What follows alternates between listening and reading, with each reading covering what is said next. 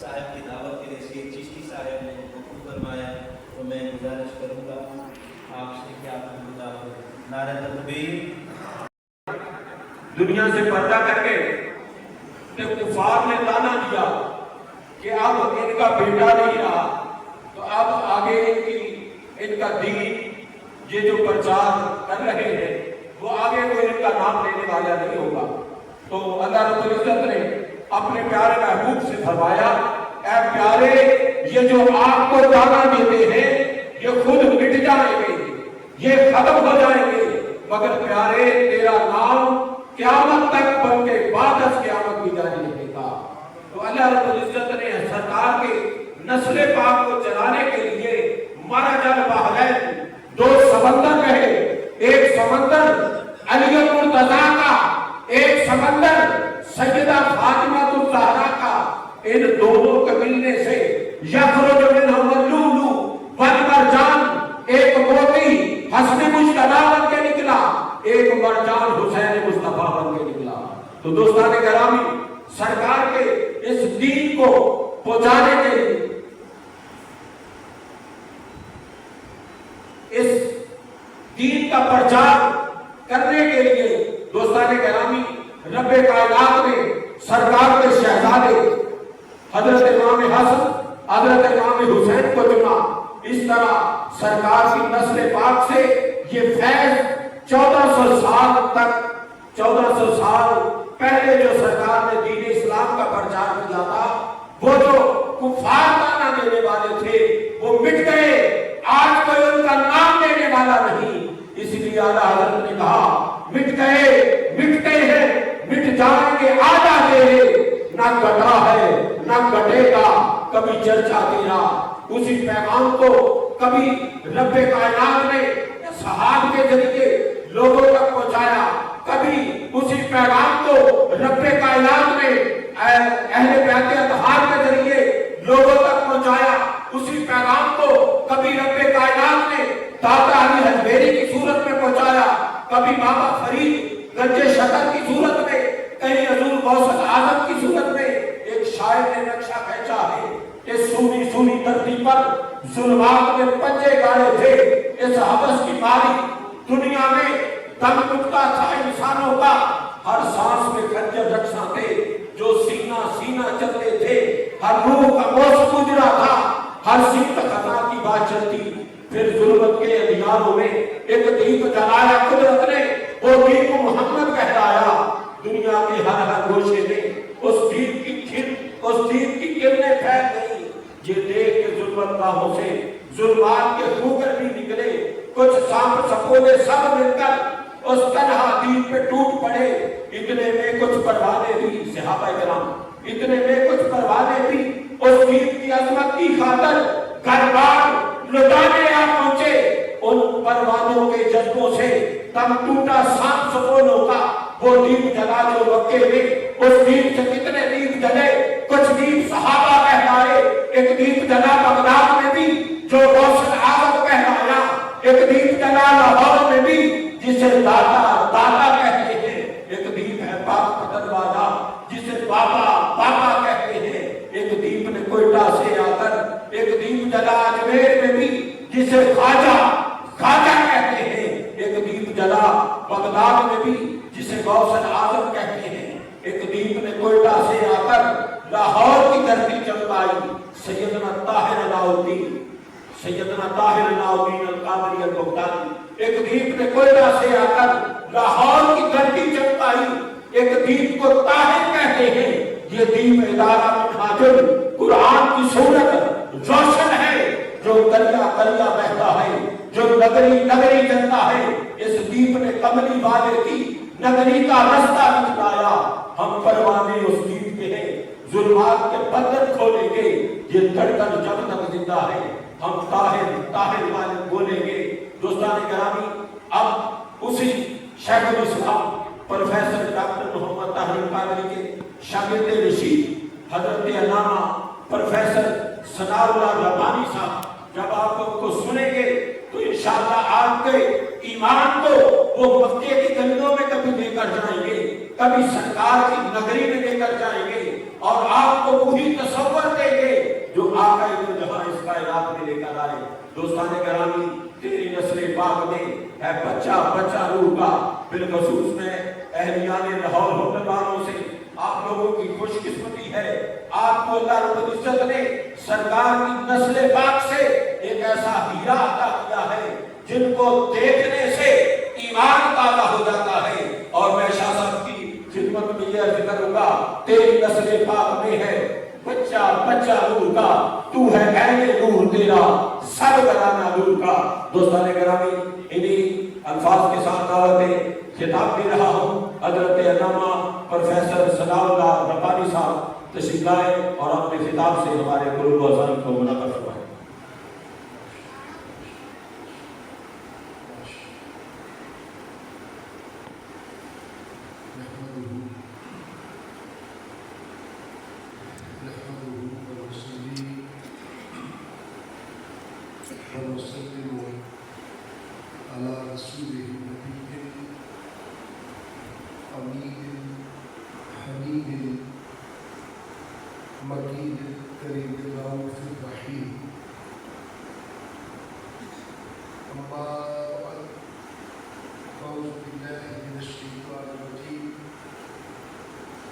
بسم اللہ الرحمن الرحیم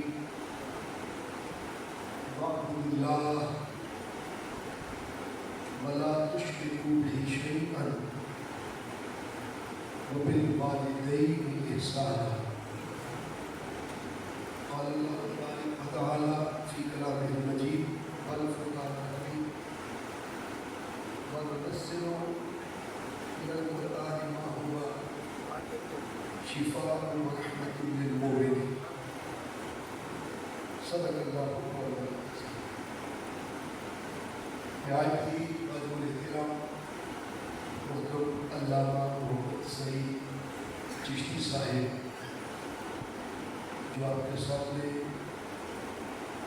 اظہار خیال فرما رہے تھے، صدر ہیں تحریک منہاج قرآن لاہور کے، اس کے لیے کہ اللہ تعالیٰ ان کی خدمات اور کاوشوں کو اپنی بارگاہ میں قبول فرمائے۔ قبلہ شاہ صاحب ہیں، مجھے نام تو نہیں آتا، مبشر شاہ صاحب، ماشاءاللہ سید مبشر حسین شاہ صاحب اور دیگر علماء کرام، معزز شرکاء محفل، ہمارے ڈپٹی کوآرڈینیٹر پاکستان علاقائی تحریک پنجاب کے محترم زہر بھائی بھی یہاں پر موجود ہے۔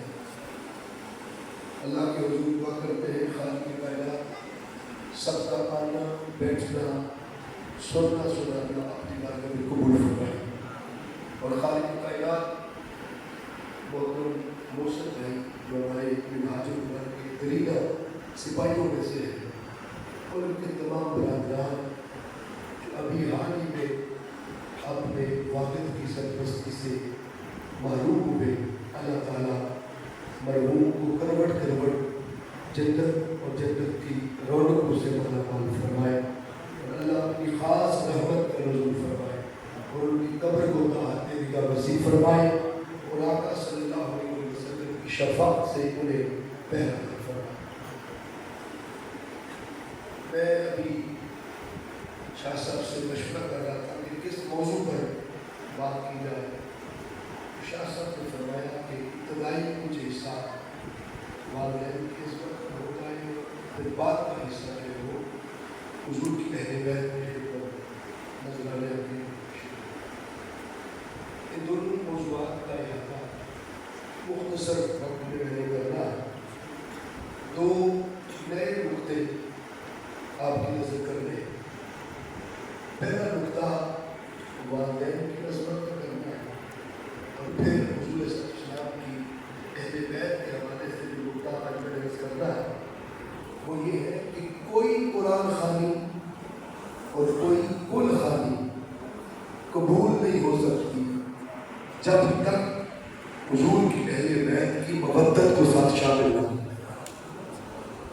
اس پر میں نے خاص نقطہ کو دینا ہے، لیکن اس سے پہلے والدین کی عصمت کے حوالے سے قائد کریموں کا حصہ میں نے تلاوت کیا ہے، وہ بھی اچھوتا اور انوکھا ایک نقطہ ہے، وہ زندگی میں آپ نے پہلے والدین کی عظمت کا یہ نقطہ نہیں سنا ہو، یہ خاص نقطہ ہے، اور جس نقطے پر میں والدین کی عظمت بیان کرنا چاہتا ہوں، آج تک آپ نے والدین کی عظمت کو اس حد تک تو سنا کہ ماں کے پیروں کے نیچے ملک کیا ہے؟ سارے بولے جنت ہے، اور باپ اس جنت کا مین گیٹ ہے۔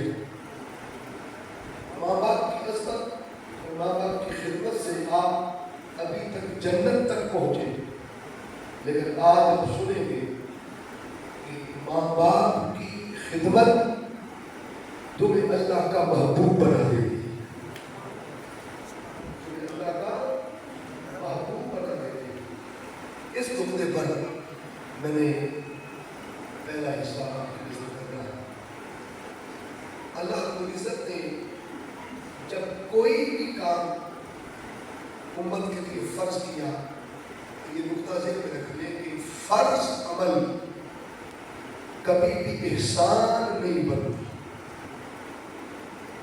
فرض عمل بولیے کبھی بھی احسان نہیں بنتا۔ آپ تھوڑا بولیں گے تو میری سیالکوٹ کی تھکاوٹ دور ہو جائے گی۔ اب تو چونکہ دن رات نئے سے ہوتے ہیں، سفر ہے، اور آپ کے علاقے میں پہلی بار آیا ہوں۔ ویسے تو میں پچھلے سنڈے کو ٹاؤنشپ میں خطاب تھا، شاہکوٹ تھے، تو آپ کے علاقے میں فرسٹ ٹائم آیا ہوں، اور پھر آپ کے مزاج سے کوئی واقفیت بھی نہیں ہے۔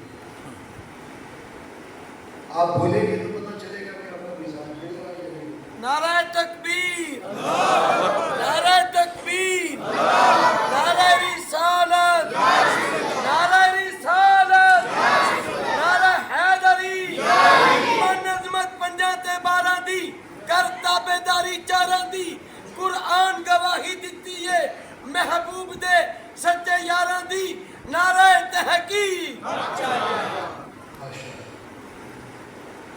تو فرض عمل کبھی بھی احسان نہیں بنتا۔ ذرا بولیے فرض عمل بولو کبھی احسان نہیں بنتا۔ آپ کے ذمہ کسی کا قرض ہو، آپ قرض ادا کریں تو وہ بھی کسی پر بولو احسان نہیں، آپ نے قرض ادا کیا۔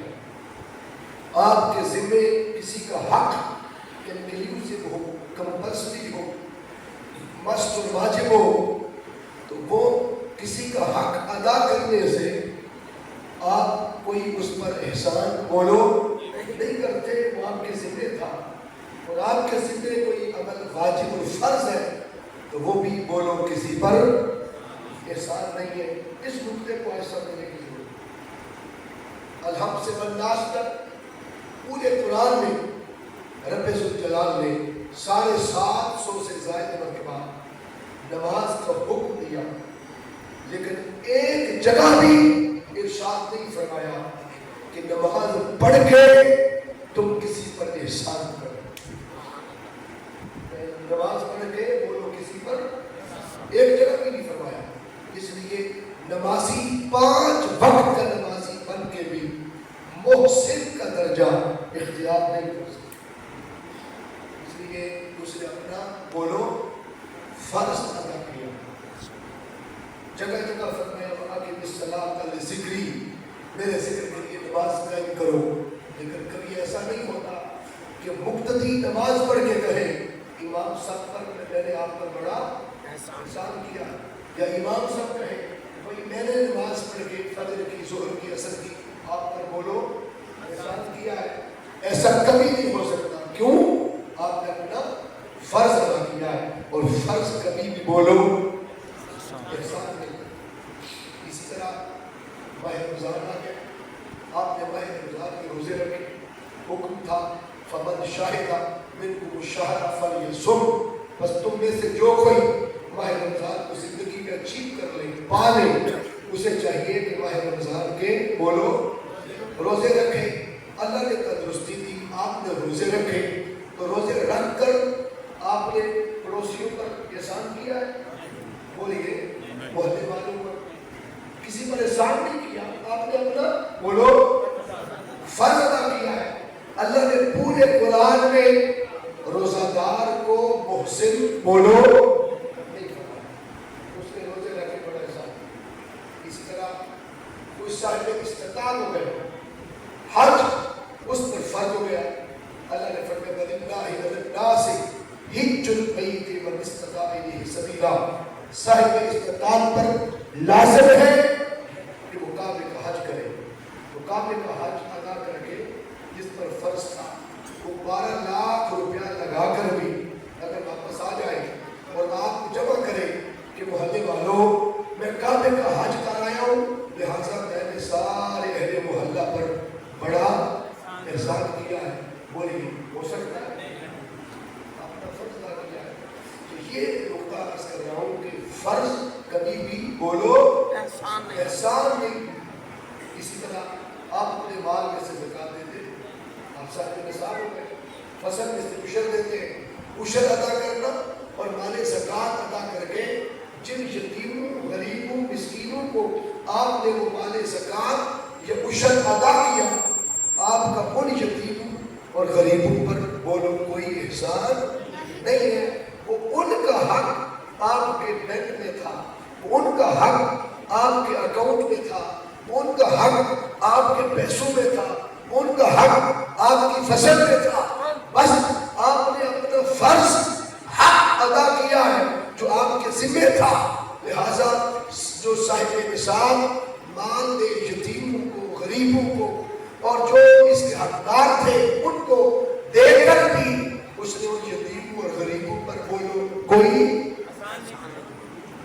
एहसान बोलो नहीं किया।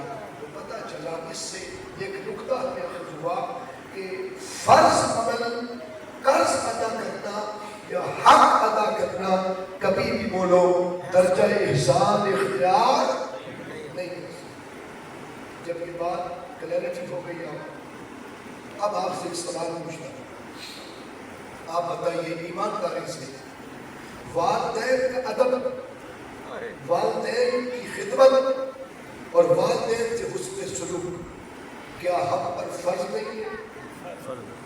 जिस पर नहीं है वो बोले सब पर फर्ज है, तो फिर बोलते नहीं आ रहा।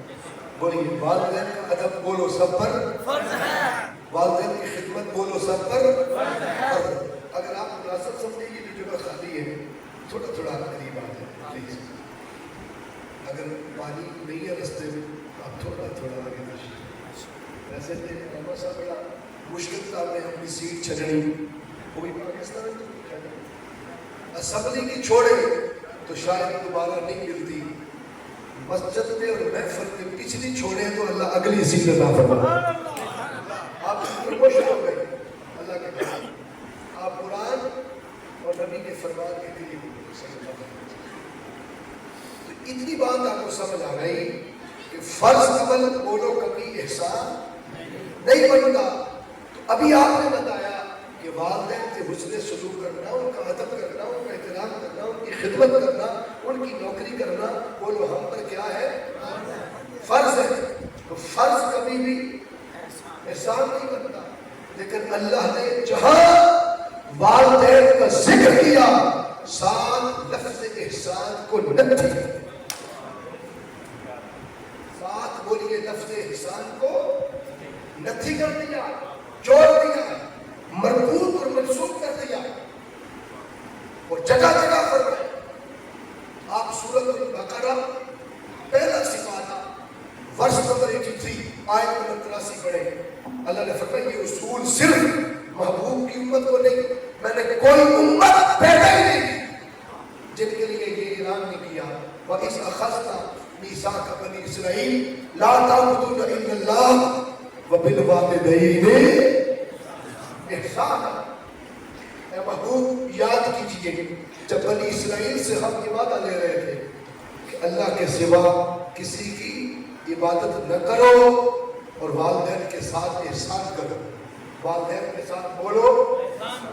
अभी हम तर्जुमा नहीं लेते हुस्न सलूक का, अभी हम लफ्ज़ लेते हैं एहसान का। ये वही एहसान है अलिफ हे सीन अलिफ नून जो हल जज़ाउल एहसान इल्लल एहसान, एहसान का बदला बोलो एहसान है। वो जो एहसान اسی لفظ کو لیتے ہیں. جب والدین کی باری آئی اللہ نے ہر جگہ پر بتایا والدین کے ساتھ کیا کرو, بولو احسان کرو. یا تو والدین کی خدمت ہم پر فرض نہیں ہے, اگر فرض ہے تو پھر احسان نہیں ہے. اگر فرض ہے تو بولو پھر احسان نہیں. کیونکہ ابھی آپ نے پڑھا نماز پڑھ کے نمازی کا کسی پر بولو احسان نہیں ہے.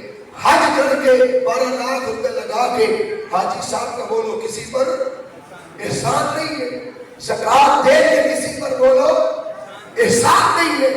تو والدین کا ادب خدمت جب اولاد پر فرض ہے تو پھر وہ احسان کیسے؟ احسان کسے کہتے ہیں سن لیں. کسی کا کسی پر فرض نہ ہو, قرض نہ ہو, حق واجب نہ ہو, آپ نے ایکسٹرا اضافی طور پر اس کے ساتھ جو بھلا کیا اسے احسان ہے. اضافی طور پر ایکسٹرا آپ نے کسی کے ساتھ بولو کیا کیا, بھلا کیا, اسے احسان کہتے ہیں. سادہ سی مثال دے کے سمجھا دیتا ہوں. آپ نے کسی کے بیٹے کی شادی پر نیوندرا ڈالا 2000 روپے. کل کو اس کے بیٹے کی شادی کا آیا وقت, اگر آپ نے بھی 2000 دیا, آپ نے گھر کا گھر پورا کیا, ان پر کوئی احسان نہیں کیا. اگر آپ نے 2000 کی جگہ 5000 دے دیا تو اب 3000 اضافی دیا, وہ ان گھر والوں پر آپ کا کیا ہوگا, بولے احسان کا. احسان کہتے ہیں کہ فرض, حق اور قرض ادا کرنے کے بعد کسی کے ساتھ ایکسٹرا اضافی طور پر بھلا کرنے کو احسان کہتے ہیں. اگر یہ احسان ہے تو بڑی محفل میں سے کوئی شخص امریکہ کی کمائی بھی لے کے آ جائے, کعبے کے غلاف کے نیچے اسے ساری زندگی چھپ کر ماں باپ کی دعائیں کرنے کا موقع مل جائے, اور ساری زندگی ماں باپ کے پیروں سے اٹھے گا, بیٹھا رہے اور خدمت کرتا رہے, پیر دباتا رہے. کوئی مائی کا لال ایسا ہے جو بازو کھڑا کر کے کہہ دے کہ میں نے ان کا حق ادا کر دیا. بولے ذرا, اگر نہیں تو پھر بولے ذرا, بولے کوئی مائی کا لال ہے. ابھی میں آپ سے ایک سوال اور پوچھنا, اور وہ یہ ہے کہ آپ بتائیے کہ آپ میں سے کوئی ایسا شخص ہو جس کو اپنے ماں باپ کو کندھوں پہ بٹھا کے کعبے کے گرد 50 چکر لگوانے کا موقع ملا؟ بولے کوئی ہے جس نے 50 چکر لگوائے ہو ماں باپ کو؟ نہیں ہے, نہیں ہے نا. آؤ, ایک شخص نے 100 چکر لگائے اپنے کندھے پر ماں کو بٹھا کے. کتنے بولو, 100 چکر لگوائے, اور بارگاہ رسالت پاک صلی اللہ علیہ وسلم میں حاضر ہوا. یا رسول اللہ, آج میں نے اپنی ماں کو کندھے پہ بٹھا کے 100 چکر کعبے کی گرد لگوائے ہیں, کیا میں نے اپنی ماں کا حق ادا کر دیا؟ اللہ کے نبی نے فرمایا ابھی تو نے ایک رات کا بھی حق ادا نہیں کیا. بولیے ذرا, ابھی ایک رات کا بھی بولو حق ادا نہیں کیا. تو جس نے 100 چکر لگوائے اس نے تو رات کا حق نہیں کیا, تو ہمیں تو 50 والا بھی کوئی, ہم نے کیسے ان کا حق ادا کر دیا؟ آپ پوچھیں گے کون سی رات کا؟ اس رات کا جس رات تیری وجہ سے اور میری وجہ سے ہماری ماؤں کی بے عزتی ہوئی تھی. آپ پوچھیں کہ کیا ان کی کوئی بے عزتی بھی نہیں؟ ہاں, تب ہمیں ہوش نہیں تھا, ہم چھوٹے تھے, پیمپر کا دور نہیں تھا, ہم نے گھر کے صحن میں بڑا پیشاب کر دیا تھا, اور گھر سارے رشتہ دار شادی پر کسی فنکشن پر آئے ہوئے تھے. پھپھو نے بھی ناک پہ ہاتھ رکھ لیا, دادی نے بھی ناک پہ ہاتھ رکھ لیا, چچا نے بھی ناک پہ ہاتھ رکھ لیا, خالہ نے بھی ناک پہ ہاتھ رکھ لیا, بہن بھائیوں نے سب نے مل کر تیری اور میری ماں کو گھیر لیا. اب بڑی گندی عورت ہو, تمہیں شرم نہیں آئی؟ اتنے خاندان کے لوگ گھر میں جمع تھے اور تو دیکھ رہی تھی تیرا بچہ پیشاب کرتا رہا, تجھے شرم نہیں آئی کتنی بے عزتی کی تھی ہماری وجہ سے، وہ مسکرا کے سب کی باتیں سنتی رہی. ذرا بتاؤ تو صحیح، کس کی خاطر؟ ہماری خاطر. وہ مسکرا کر سنتی رہی اور سن کر اس نے صاف کر دیا. پورے خاندان میں صرف ایک فرد تھا. There was only one personality. There was only one identity. There was only one dignity. صرف ایک ذات تھی جس نے 10 بار بھی تیرا پیشاب دیکھ کے کبھی ناک پہ ہاتھ نہیں رکھا تھا. نام بتا سکتے ہو وہ کون ہے؟ بولو تو صحیح. وہ میری ماں ہے جس نے ناک پہ کبھی ہاتھ نہیں رکھا تھا. کیا اس کی سونگنے کی حس ختم ہو گئی تھی؟ کیا تیرے پیشاب کی بدبو ختم ہو گئی تھی؟ بدبو بھی قائم ہے، اس کی حس بھی قائم ہے. تو ذرا بتاؤ، جس نے روزانہ 10 بار بھی مسکرا کے تمہیں صاف کیا تھا، آج بہو بیٹی اس ماں کو نہلانا پڑ جائے تو 6 کپڑے ناک پہ لپیٹتے ہیں. آج اس جوان بیٹے کو، بوڑھے باپ کو نہلانا پڑ جائے اور گندگی صاف کرنی پڑ جائے تو ماسک ناک پہ چڑھا لے. ارے انہوں نے تو اس بدبو کا اظہار کبھی نہیں کیا تھا. پتا چلا اگر اس بوڑھی ماں نے زندگی بھر مسکرا کے تیری بدبو کو خوشبو سمجھا تھا، تو جب تیرے کردار کی اسے خوشبو آئے گی، تیرے اچھے اخلاق کی اور اچھے بیہیویئر کی اسے خوشبو آئے گی، اس کی روح قبر میں کتنی خوشبو ہے. جو تیری بدبو کو خوشبو سمجھ کے ساتھ رکھی، جب تیرے اچھے کردار کی خوشبو اس تک پہنچے تو تجھ پر کتنی راضی راضی ہوگی، کتنی خوش خوشبو. مسئلہ آپ تک پہنچ گیا، موقف آپ تک پہنچ گیا کہ فرض عمل کبھی بولو احسان نہیں بنتا، قرض ادا کرنے سے کبھی احسان نہیں بنتا، حق اپنا چکانے سے بولو کبھی احسان نہیں بنتا. اور آپ نے ابھی اظہار بھی کیا، اقرار بھی کیا، مان بھی لیا کہ ہم زندگی بھر بھی ان کی خدمت میں گزار دیں تو حق ادا نہیں کر سکتے. فرض ادا بولو، ان کا قرض ادا نہیں کر سکتے. تو پھر احسان تو بڑا آگے تھا، احسان تو ایکسٹرا تھا. احسان تو حق ادا کرنے کے بعد شروع ہونا تھا.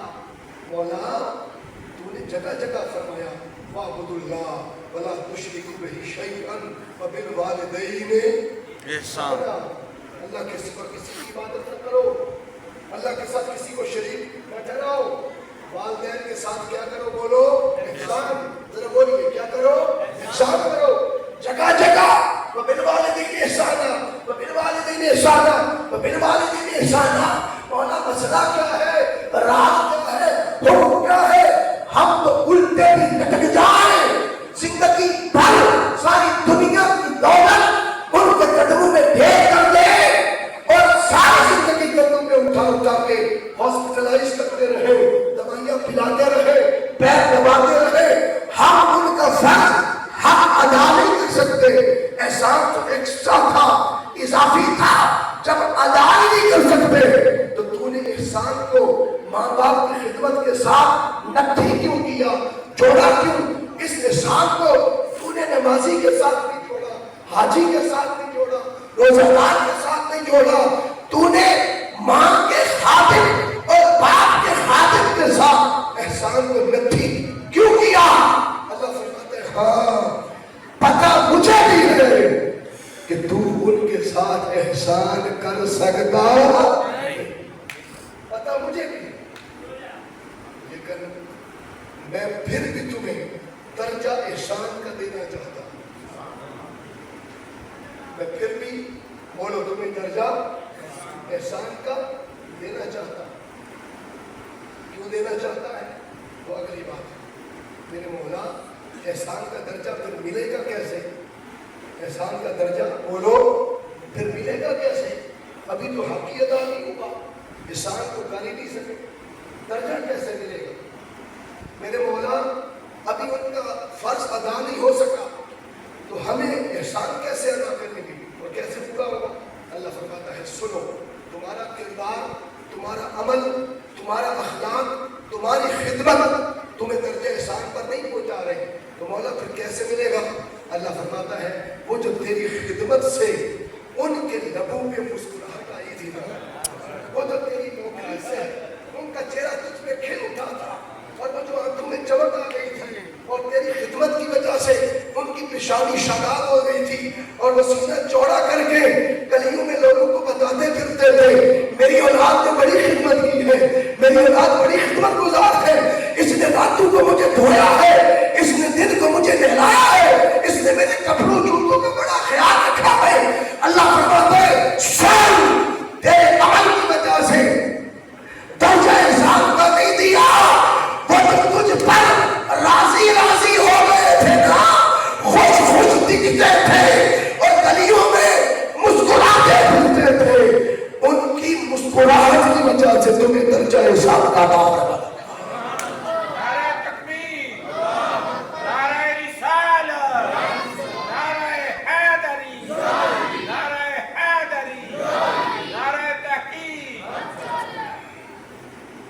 ان کی خدمت سے وہ جو ان کے لبوں پہ مسکراہٹ آئی، وہ جو خوشی آئی، وہ جو ان کا چہرہ لال رہتا تھا تیری نوکری کی وجہ سے، وہ جو ان کی آنکھوں میں چمک رہتی تھی تیری نوکری اور خدمت کی وجہ سے، اور لوگوں کو بتاتے پھرتے تھے میرا فلاں پتر بڑا فتویٰ مانگا ہے، اس نے میری بڑی خدمت کی ہے، اس نے میری بڑی نوکری کی ہے، اور میں وہ جو دن رات تیری خدمت کے اس نے گن گائے تھے، اس کی وجہ سے تمہیں میں نے درجہ احسان کا دیا ہے۔ اب سنو، احسان کا درجہ کیوں دیا ہے؟ تاکہ رب تمہیں جنت سے اٹھا کر اپنے محبوبوں کی لسٹ میں داخل کرے۔ ابھی علامہ صاحب نے آپ لسٹ گنوائی اولیاء کی عظمت کی، ٹھیک ہے؟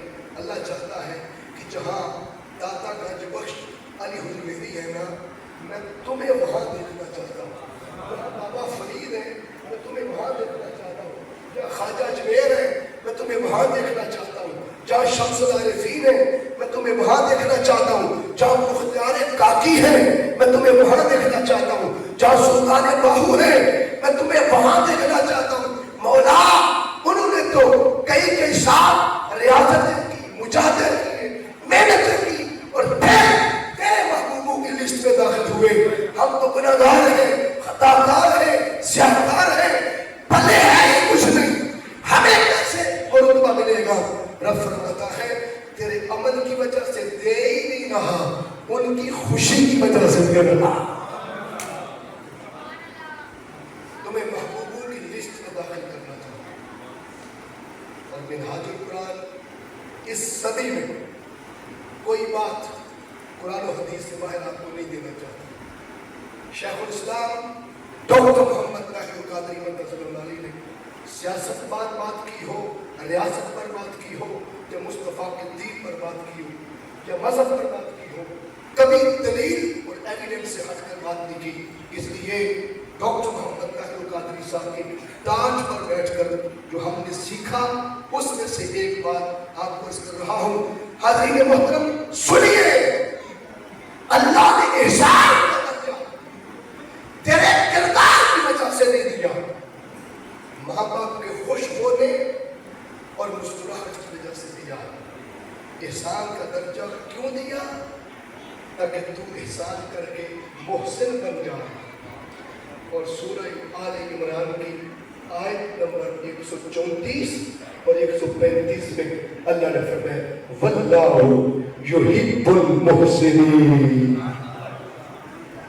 اللہ محسنین کو اپنا محبوب بنانے کا اعلان کرتا ہے۔ اللہ احسان کرنے والوں کو اپنا محبوب بناتا ہے۔ اب بتائیں جنہوں رب کہتے ہیں یہ میرا محبوب ہے، بولو فرشتے ہاتھ لاڑ گئے، بولو تو صحیح، بولو جنت سے سٹڑ گئے۔ جنہوں رب کہتے ہیں میرا محبوب ہے، بدقسمتی یہ ہے کہ ہم ہر کام لالچ کی وجہ سے کرتے ہیں۔ ہمیں تو सुभान अल्लाह भी कहनी पड़ जाए तो जन्नत में जब तक एक दरख्त की खुशखबरी न मिले हम सुभान अल्लाह ही नहीं कहते। इंसान सारी जिंदगी मारा मारा फिरता रहा जन्नत की तलाश। इसलिए हर शख्स माँ बाप की अजमत और फजीलत भी बयान करके एंड पर आपको कहाँ पहुँचाता है, बोलो जन्नत। ठीक है, तुम्हारे पैरों के नीचे बोलो ये मरहब है, लेकिन जन्नत मर्द मोमिन की मंजिल नहीं है, मकान कभी मंजिल नहीं। तो बच्चे सारी जिंदगी अमेरिका की कमाई करके आप एक घर बना लेते हैं और समझते हैं मंजिल मिल गई, वो मोहल्ले में अगर उस कोठी में रहने वाली औलाद बिगड़ गई तो तेरी मंजिल कहाँ? उनकी तरबियत ही ना हो सके, वो मकान और कोठी तो मंजिल नहीं है। जन्नत रहने का बेहतरीन ठिकाना है, लेकिन मर्द मोमिन की बोलो मंजिल नहीं। मैं जिस शहर से ताल्लुक रखता हूँ उस शहर का नाम क्या है, बोलो सियालकोट। आपने उन्हें कलंदर लाहौरी बना लिया है जबरदस्ती, लेकिन हकीकत में वो कलंदर सियालकोट ही। और ये वाहिद कलंदर है जिसके चेहरे पे दाढ़ी नहीं है, लेकिन हर दाढ़ी वाला उन्हें अल्लामा कहता है। नाम तो आता होगा, अल्लामा मोहम्मद इकबाल रहमतुल्लाह अलैह। इकबाल का रोना ही ये था कौन सा? इकबाल ने जो शिकवा लिखा है, शिकवा उसका रेफरेंस टू द कॉन्टेक्स्ट सुन रहे हैं, सियाक व सबाक मुहल्ले को क्यों सुन रहे? ऐसे ही लिख दिया शिकवा जिस पर लोगों ने शिकवे किए। इकबाल ने साथ कहा कि कुत्ते का वाकया पड़ा कि वो कुत्ता उन वलियों की सोबत में बैठ के जन्नत में जा रहा है। अगर कह दो कि तुम्हारे बाबे की कर सकते हैं, उन्होंने दहलीज में कुत्ता आ जाए तो खुदा उन्होंने जन्नती बना दे। सुभान अल्लाह, उम्मती का मुकाम क्यों है? असाबे का के कुत्ते का तो वाकया इकबाल ने पढ़ा। इकबाल आधी रात को रो पड़ा, मोहल्ले वाले जमा हो गए। इकबाल कभी कुत्ते का वाकया पढ़ के भी को रोता है। इकबाल ने कहा कुत्ते पे नहीं रो रहा, वाकया कुत्ते का पढ़ा है, लेकिन रो अपनी कौम के जवानों के मुकद्दर में, अपनी कौम के जवानों के मुस्तकबिल को याद करके रो रहा हूं। पूछा कैसे? इकबाल ने इस पर शिकवा लिखा था। इकबाल ने कहा वो ईसा अलैहिस्सलाम के दौर के वलियों की सोबत में बैठ के वो भी जन्नत में फिरेगा और मैं नबियों के इमाम का उम्मती होके मैं भी खाली जन्नत नहीं जीऊंगा। इकबाल कहता मेरा रोना फकत ये कि मैं नमाजें पढ़ के भी एंड में दुआ करता हूँ जन्नत, ठीक है, मैं जन्नत में जा सकता हूँ। काबे का हज करके भी क्या मांगता, बोलो रब से जन्नत, रोजे रख के बोलो जन्नत, सखावत करके जन्नत, तेरी दौड़ जन्नत तक है।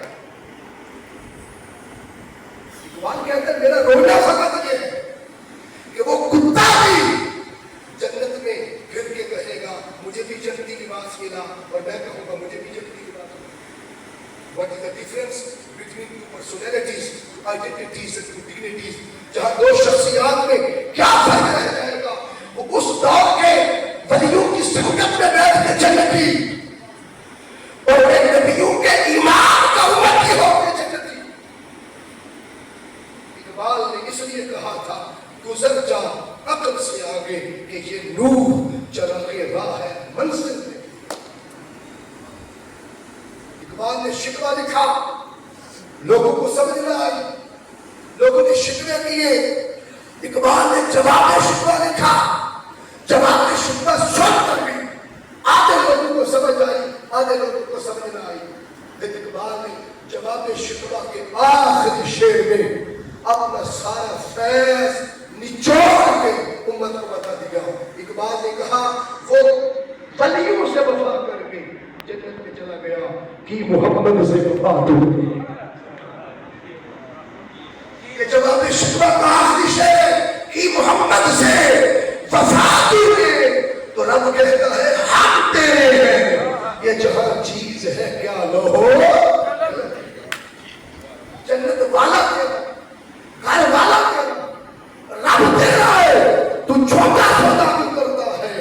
مصطفیٰ سے وفا کرنا تیرا کام ہے، تجھے خدا اپنا محبوب بنا دے گا۔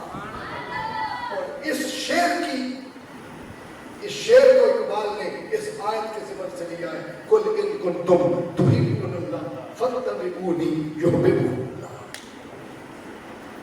اقبال کہتے ہیں جنت سے آگے بڑھ۔ جنید بغدادی سے کسی نے پوچھا، جنید کبھی جنت کو دیکھا؟ خواجہ بہاؤالدین زکریا بغدادی رحمۃ اللہ علیہ نے اپنی کتاب میں نقل کیا۔ جنید ہنس پڑا، جنید نے لائٹ دی ہے، جنید ہنس پڑا۔ جنید کہتا ہے قسم ہے پیدا کرنے والے رب کی، 40 سال ہو گئے جب اللہ اکبر کہہ کے نماز کے لیے ہاتھ باندھتا ہوں، رب جنت سجا کے میرے سامنے کر دیتا ہے۔ جڑی جنت ساریاں ماما کے پیرا تھلے حضور رکھ دے، ساری ماں گناہگار بھی ہو گئے، وہ پیرا تھلے ساری جنت ہو گئے۔ جنہیں ہونی رب دے محبوب انہاں واسطے جنت آ جانا کوئی تعجب نہیں۔ 40 سال ہو گئے جنت سر سمجھ میں آتی رہی، لیکن there is no any movement in my life، میری زندگی میں ایک لمحہ بھی ایسا نہیں آیا کہ میں نے 40 سالوں میں کبھی نگاہ اٹھا کے جنت کو دیکھا ہی نہیں۔ پوچھا کیوں؟ فرماتے پتہ چلتا تھا جنت آ گئی، نگاہ اٹھا کے جنت کو نہیں دیکھا۔ کیوں؟ جنت والے سے نگاہ ہٹے تو جنت کو دیکھنا۔ اپنا معیار زمانے سے جدا رکھتے ہیں، ہم تو محبوب بھی محبوب خدا۔ نعرہ تکبیر، نعرہ رسالت، نعرہ تحقیق، نعرہ حیدری، علماء اہل سنت، علماء اہل سنت، حضرت علامہ پروفیسر ثناء اللہ ربانی صاحب۔ اس لیے شیخ الاسلام ڈاکٹر محمد تاج قادری مدد اللہ آپ کو فقط جنت کا لالچ دے کر جنت تک نہیں رکھنا چاہتے، بلکہ آپ کو اصل منزل تک پہنچانا چاہتے ہیں۔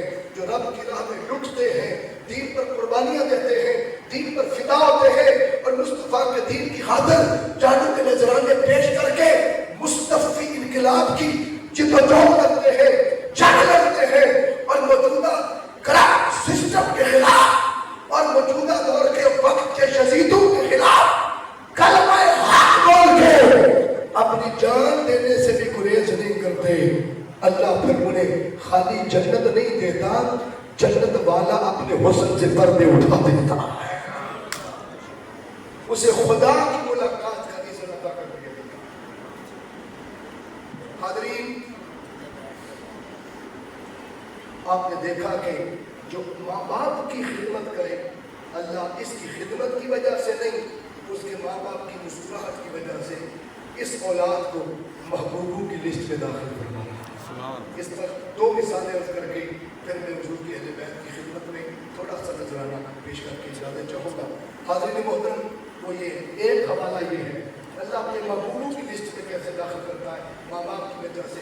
ہمارا ایمان ہے کہ جو مصطفیٰ کا غلام ہو گیا وہ رب کا محبوب، جو فتح اونی کے زمرے میں آ گیا اسے یحبب کو اللہ کا فیض ہے۔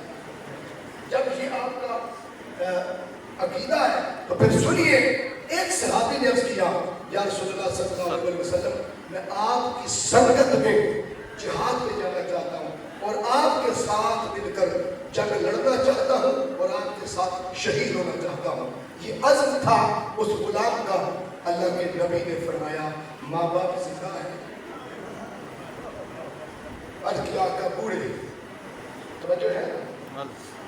حالانکہ جنگ کی حالت میں ریٹائرڈ فوجی بھی بولو واپس بلا لیے جاتے ہیں اور ریکوائرمنٹ بڑھ جاتی ہے، افرادی قوت زیادہ ہونی چاہیے۔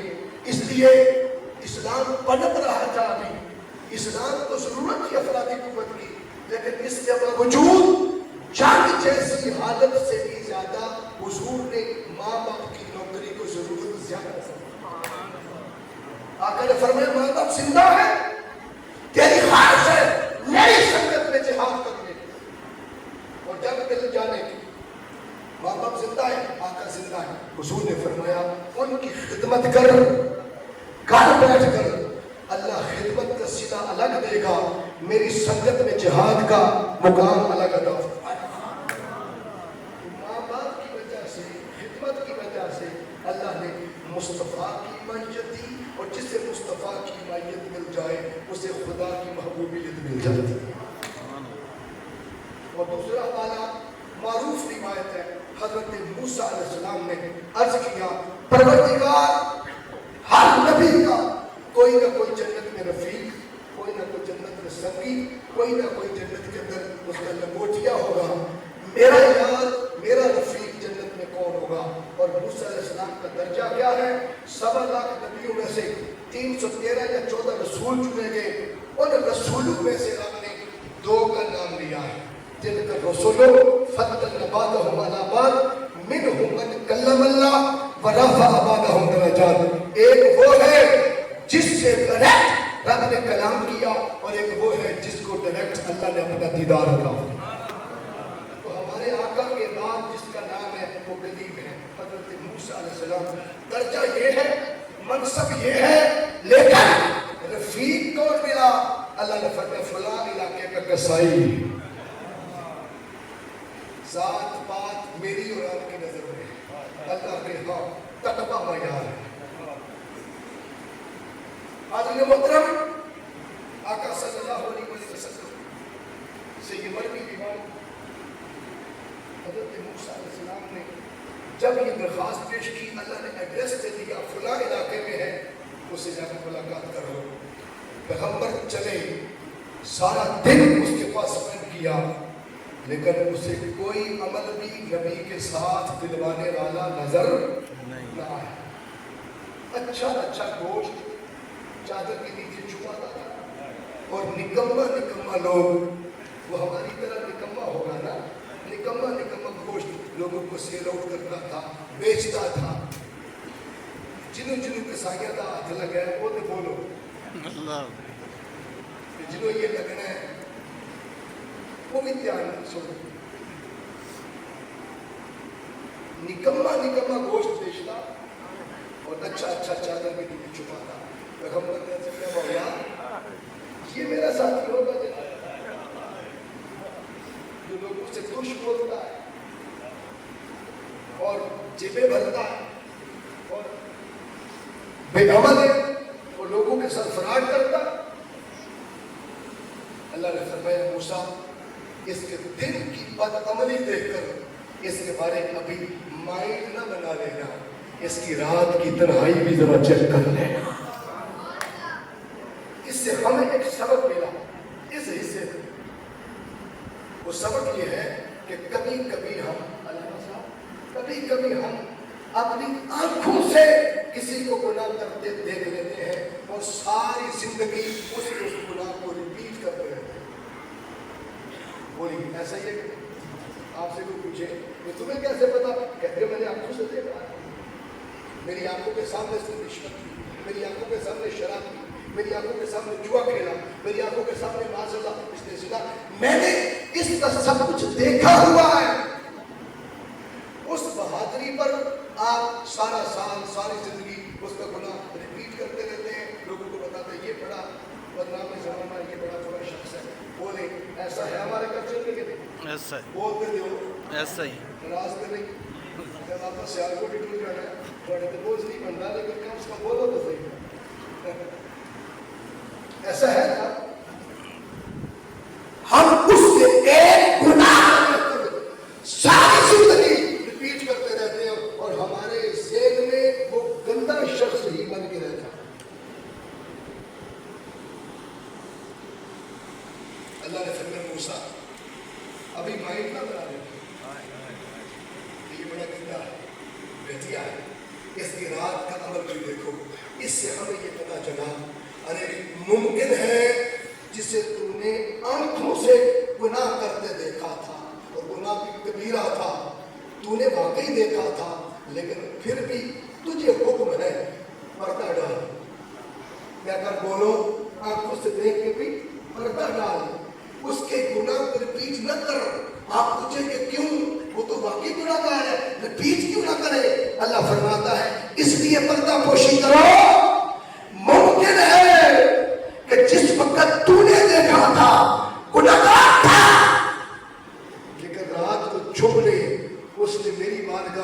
आंसू बहा लिया था और मैंने उसे बख्श दिया था।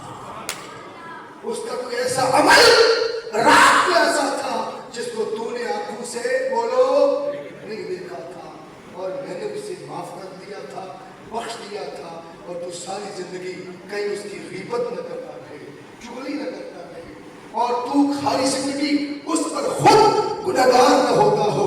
और मैंने आंखों से गुनाह देखने वाले तुझसे पूछ कर उसे माफ नहीं करना था।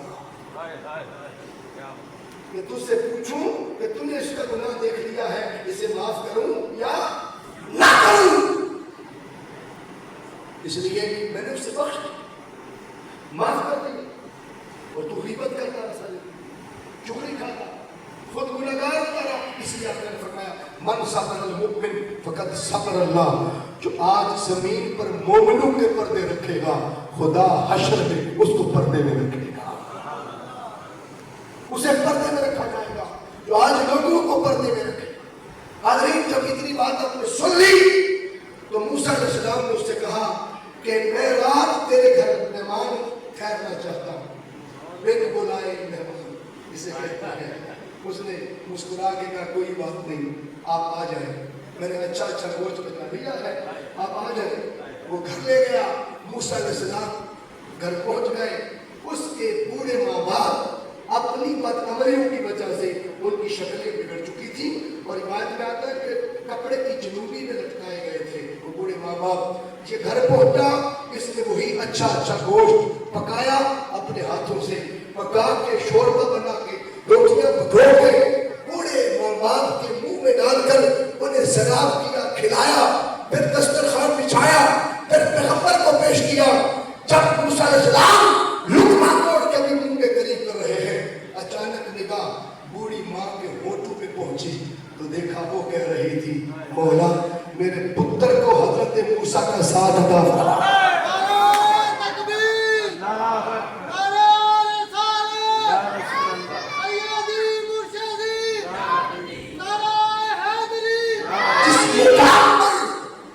जिस मुकाम पर किसी का अमल, किसी का किरदार नहीं पहुंचा सकता, खुदा की कसम उस मुकाम पर माँ बाप की दुआएं पहुंचा देती है। इनकी खिदमत से तुम्हें खुदा की महबूबियत मिल रही है, और क्या चाहिए? इनकी मुस्कुराहट से तुम्हें रब की रज़ा मिल रही है। अगर माँ के पैरों के नीचे जन्नत है तो हुजूर ने फरमाया रिदर रब्बे फिरिदर वालिद की मुस्कुराहट में अल्लाह की रज़ा। अब बताओ जन्नत बड़ी है या रब की रज़ा बड़ी? बोलो तो सही, रब की रज़ा बड़ी है। अगर माँ के पैरों के नीचे जन्नत है तो बाप जिसमें हंस पड़े उसे खुदा की रज़ा मिल जाती है, उसे बोलो अल्लाह की रज़ा मिल जाती। और एक हदीस सुने, हुजूर ने फरमाया जिस औलाद के हक में माँ बाप हाथ उठा दे, बाप हाथ उठा दे, आका ने फरमाया जिस औलाद के हक में बाप हाथ उठा दे, उसके हाथ चेहरे पर आने से पहले औलाद के हक में बाप की दुआ रब कबूल कर लेता है। किसकी दुआ? बोलो तो सही। अब मैं तो खुदे लेने आया था, जरा बोलो तो सही। किसकी दुआ? बोलो। बाप की दुआ फौरी कबूल होती है। हाजिर कुरान का मैसेज सुने, पैगाम सुने। हम अक्सर घर में जब दुआ लेते हैं तो डंडी मारते हैं। रूटीन में जब आप जॉब पे निकलते हैं, कारोबार पे जाते हैं, घर पर से बाहर जाते हैं, ईमानदारी से बताना है, अक्सर घर से निकलते हुए आप किससे ज्यादा दुआ लेके निकलते हैं? थोड़ा सा ऊंचा बोल दे, मैं थोड़ा ऊंचा भी सुनता हूँ। एक आवाज भी बाप की नहीं, क्योंकि आपने मस्जिद पे बोला, दुरुस्त बोला, सच बोला। अक्सर रूटीन है आपकी कि आप अक्सर किससे दुआ लेके निकलते हैं? क्या बाप को दुआ के काबिल नहीं समझते? क्या बाप अभी इस काबिल नहीं हुआ कि तुम्हें दुआ दे सके? उसकी दुआ को तूने नजरअंदाज किया क्यों? جس کے بارے حضور کہہ رہے ہیں فوری قبول ہوتی. میں بتاتا ہوں آپ نے نظر باز کیوں کیا یا میں نے نظر باز کی. اس کی وجہ پھر نہیں کہ جب ہم نکلنے لگتے ہیں تو باپ نے اگر اس سے دعا لینے گئے اس نے کلاس لے لینی ہے. کہاں جا رہے ہو, کیوں جا رہے ہو, کس کے ساتھ جا رہے ہو, کام کیا ہے, پیسے کہاں سے لیے, آؤ گے کب. ان سوالوں کے جواب چونکہ میرے پاس نہیں, اس لیے میں دعا نظر انداز کر کے نکل گیا. میں دعا چھوڑ کے چلا گیا. ادھر پوچھ کے چھوڑ نہیں ہے, ادھر ماں کو تو لاڈ کر کے چوم کے پیار کر کے نکل گیا. ادھر پوچھ کے چھوڑیں گے, اس لیے میں دعا بھی چھوڑ گیا. اگر ماں کو تھوڑا سا کانٹا لگ جائے نا سبزی کاٹتے ہوئے, تھوڑی سی بوند خون کی نکل آئے اور ایک بار ہائے کرتی ہے تو سارا ٹبر جمع ہو جاتا ہے.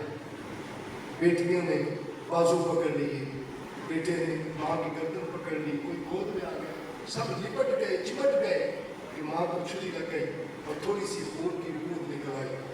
خدا کی قسم 7 سال بیماریاں پال کے بھی باپ ہائے نہیں کرتا, سی نہیں کرتا.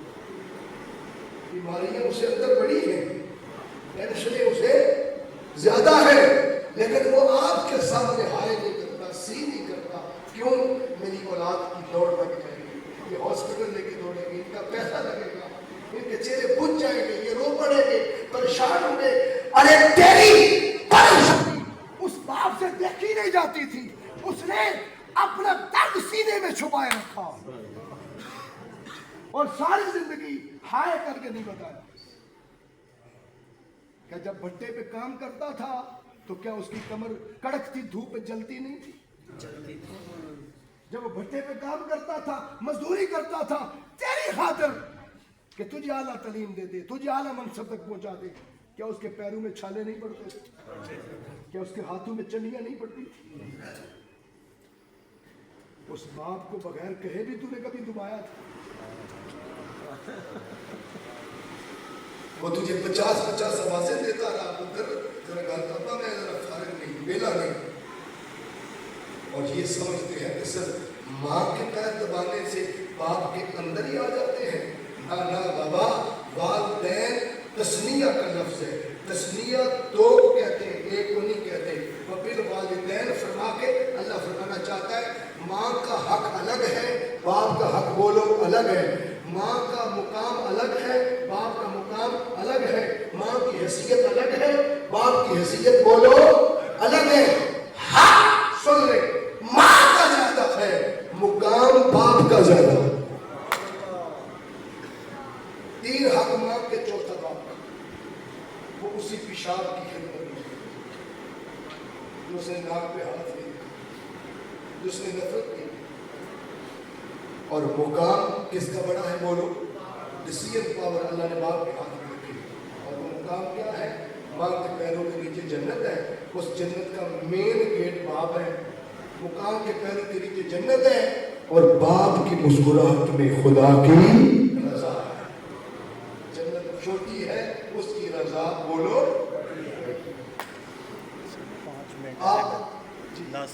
آپ والدہ لکھتے ہیں, بولو کیا لکھتے ہیں؟ والدہ. این پہ تائے تانیس کی تھی, وہ ہیر ہے, اس ہیر پہ اگلی رکھ لیں, چھپا لیں, پیچھے کیا بچتا ہے؟ زندگی میں اندہ بولے والد. آپ ہیر مٹھی میں پکڑ کے ساری زندگی دوڑتے رہے. والد نہ لکھیں, والدہ لکھ سکتے ہیں.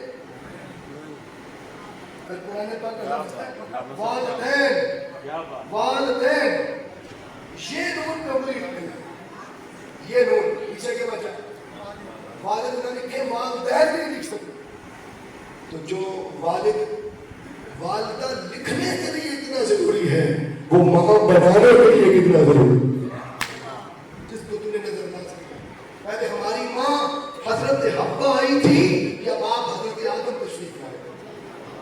بولیے نا. سجدہ ہماری ماں کو ہوا تھا یا ہمارے باپ کو؟ جس کو فرشتے سجدے کرتے رہے، جس کو فرشتے سجدے کرتے رہے، اس باپ کی شان کیا آپ کھینچ لے جاتے ہیں۔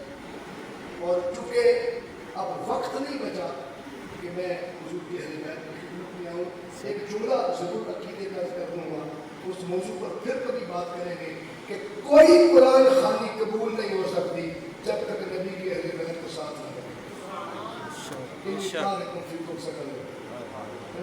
نبی نے جوڑ کے دیے ہیں، حسین نے نیزے پہ چڑھ کے قرآن کٹے ہوئے سر سے بھی جوڑ کے دکھایا ہے کہ جب 18,000 کا یزیدی لشکر حسین اور قرآن کو جدا نہیں کر سکا، تمہارا کول اور 10واں کیسے جبڑ؟ خوش قرآن خالی کو روح بولنی ہو گئی کہ دلوں میں ہی کثیر ہو اسی لیے آقا نے فرمایا قرآن بڑے لوگ پڑھیں گے، بخاری شریف میں حلق میں رک جائے گا۔ کیوں رکے گا؟ کہ قرآن کہتا ہے میرا ظلمت سے جوڑ دیں، حلق میں آ کے اندر جھانک کے دیکھتا ہے اس کے سینے میں محمد کی اہل بیت کی محبت ہے کہ نہیں؟ سبحان اللہ۔ ہو تو اتر جاتا ہے، نہ ہو تو بولو نہیں اترتا۔ اس آیت پر پھر کبھی بات کروں گا، اس آیت کو پھونک پھاندے کے لیے اور آستانوں پر وَنُنَزِّلُ مِنَ الْقُرْآنِ مَا هُوَ شِفَاءٌ وَرَحْمَةٌ لِّلْمُؤْمِنِينَ، اس کو اس لیے رکھ لیا گیا تھا۔ اس آیت سے آپ کو بتاؤں گا کہ قرآن کے ساتھ آل کس طرح کمپلسری، پھر کبھی زندگی نہیں اس پر بات کریں گے۔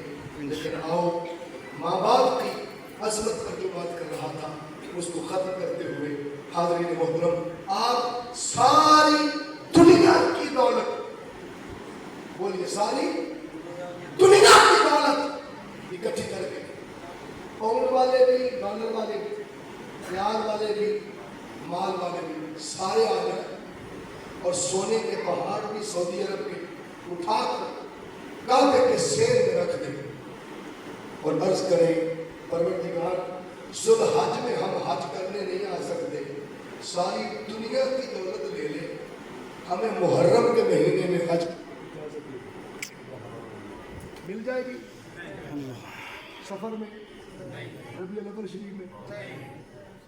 اللہ فرماتا ہے کہ ساری دنیا کی دولت بھی دے دو تو تمہیں ذوالحج کا حج کے لیے انتظار کرنا پڑے گا، اور مخصوص دنوں میں آنا پڑے گا، اس کے علاوہ تمہارا حج نہیں ہو سکتا۔ میرے مولا کوئی ایسا مرکز حج بتا جہاں نہ پاؤنڈ، نہ ڈالر، نہ سونا، نہ چاندی، کچھ بھی نہ لگے، نہ وقت لگے، اور نہ فلائٹ لیٹ ہو، اور نہ فلائٹ موڈ پہ لگنا پڑے۔ میرے مولا کوئی ایسا مرکز حج بتا جہاں کچھ کرنا بھی نہ پڑے اور حج بھی ہو جائے اور ذوالحج کی قید بھی نہ ہو، رات چاہے دن چاہے جب چاہے کر سکے۔ اللہ فرماتا ہے ہاں ایک اس دروازے سے نکل، ساتھ والے دروازے میں بوڑھے ماں باپ کی اجازت لے کر ایک بار مسکرا کے ان کو دیکھنا تیرا کام ہے، مقبول حج ادا کر دینا میرا کام۔ اور یہ حج کعبے والے حج سے کسی طرح کم تر بولو، ایک منٹ میں 100 بار بھی دیکھیں 100 حج، ایک گھنٹے میں 1,00,000 بار دیکھیں 1,00,000 حج، ایک دن میں کروڑ بار دیکھیں کروڑ حج، ایک صدی میں، سال میں اگر 1,000 بار دیکھیں 1,000 حج۔ ارے آؤ غریبوں، مسکینوں، یتیموں، بیواؤں، دکھیوں، پریشانوں، مت سمجھنا کہ حج صرف امیروں کا ہو سکتا ہے۔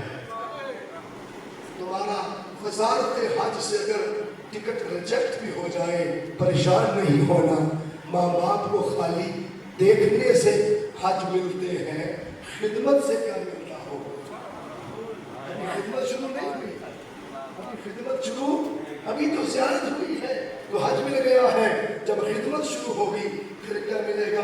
اور پھر جب وہ اٹھ کے تیری خدمت دیکھ کے مسکرائیں گے تو پھر اللہ یحب المحسنین، پھر تمہیں اللہ محبوبوں کی لسٹ میں داخل فرما لے گا۔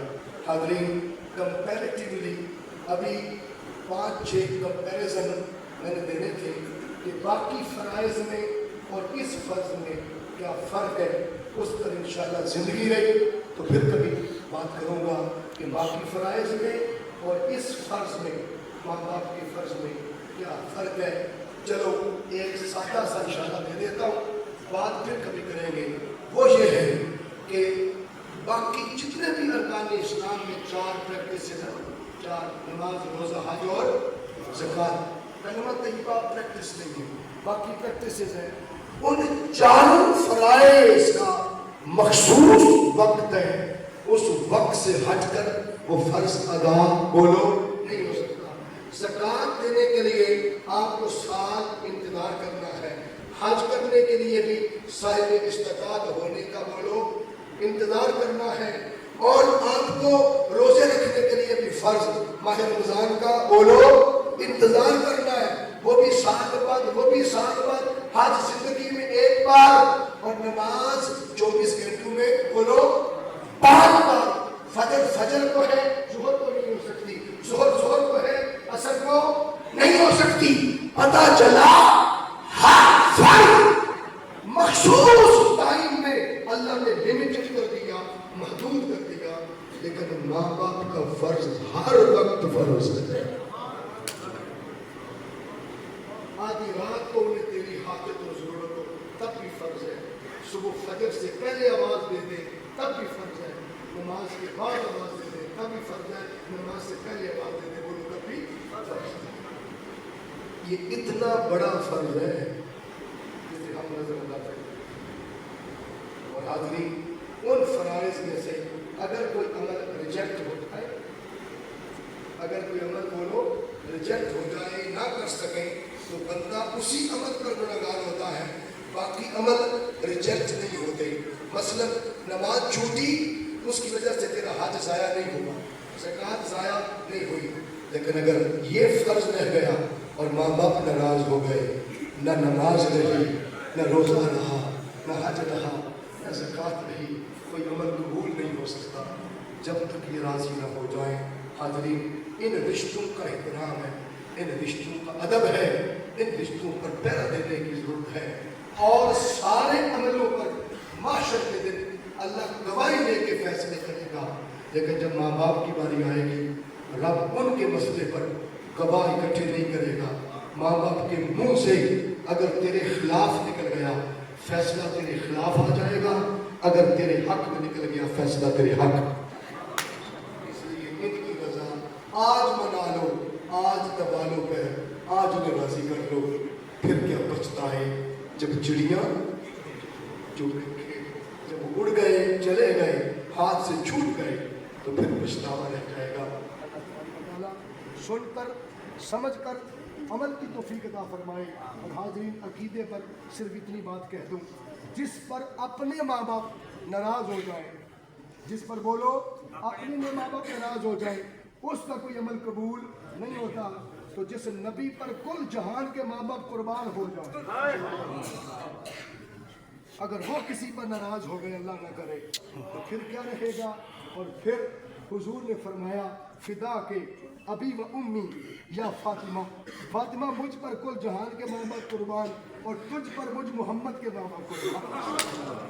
جس پر وہ زہرا ناراض ہو گئی، جس پر وہ ساری سیدہ ناراض ہو گئی، بتائیں پھر اس کا کیا بچے گا؟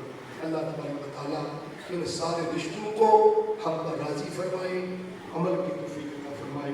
میرے پاس کچھ بھی نہ تھا، روز محشر نبی کا وسیلہ ہی کام آ گیا ہے، مزہ تب محشر سرکار کہتے وہ دیکھو ہمارا غلام آ گیا۔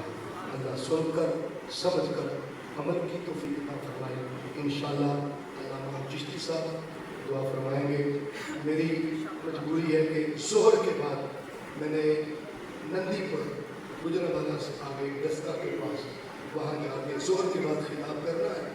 1:19 ہو گئے ہیں اور مجھے جانے میں بھی ٹائم لگے گا۔ آج معذرت چاہتے ہیں، پھر زندگی رہے، انشاءاللہ مکمل حاضری آپ کے پاس پیش کریں گے۔ اللہ سن کر سمجھ کر عمل کی توفیق عطا فرمائے۔ وما علیہ